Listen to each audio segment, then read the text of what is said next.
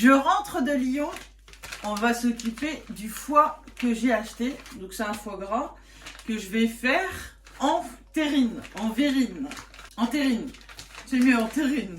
J'ai acheté mon foie au hall de Paul Bocuse à Lyon.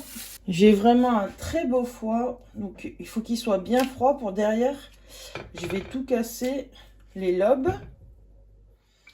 Et aller voir s'il y a besoin de retirer certains nerfs. Donc je vais le prendre par le milieu, je le coupe.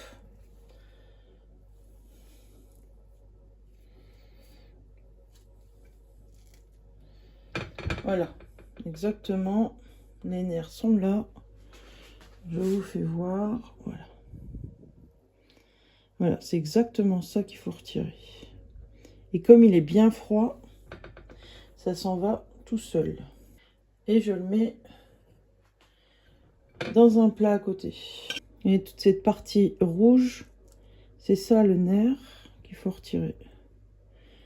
Que la dégustation, c'est pas forcément très agréable. Étape importante, je vais le peser.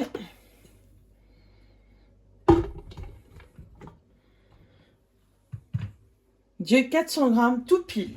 Alors pour les 400 grammes de foie, je vais mettre une cuillère à café rase de sel.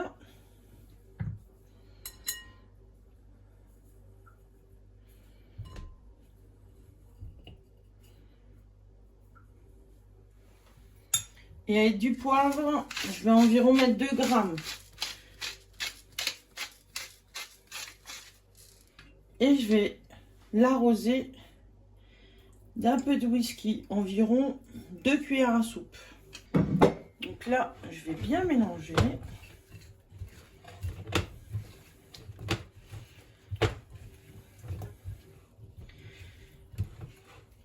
Et je vais laisser ça une bonne demi-heure de côté. Après une bonne demi-heure de macération pour mon foie gras, je vais pouvoir le mettre en verrine. Donc là, j'ai décidé de prendre des petits moules à cake, c'est tout petit. Donc je vais mettre mon foie gras à l'intérieur et je vais bien le tasser. Donc je récupère les morceaux et je viens tasser mon foie.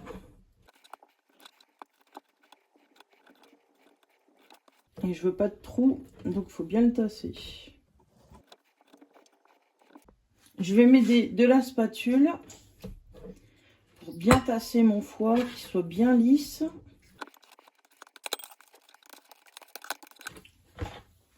J'oublie pas d'ajouter la petite mixture sur le dessus.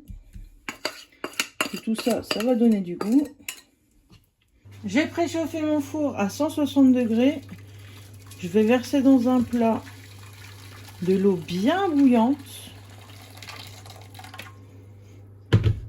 J'y mets ma terrine, pardon. Je place le tout au four pendant 20 minutes.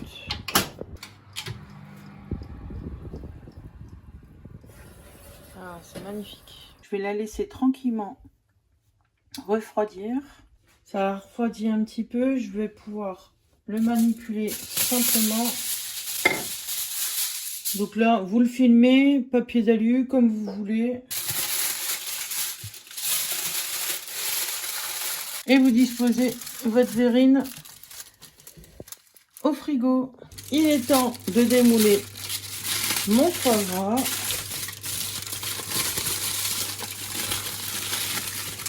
Je vais passer le moule sous l'eau chaude. Voilà, j'ai bien mis mon moule sous l'eau chaude. Et naturellement, hop, ça se démoule tout seul. Votre foie gras, vous pouvez tout à fait y mettre tout l'alcool que vous voulez. J'ai mis du whisky, vous pouvez mettre du cognac ou ne rien mettre du tout. Le Porto fonctionne aussi très bien. Donc ça, c'est la partie la plus délicate. C'est avoir un foie gras qui est pas trop serré, ça fait pas pâter. Ce que je veux pas, c'est une mousse. Là, il est merveilleux.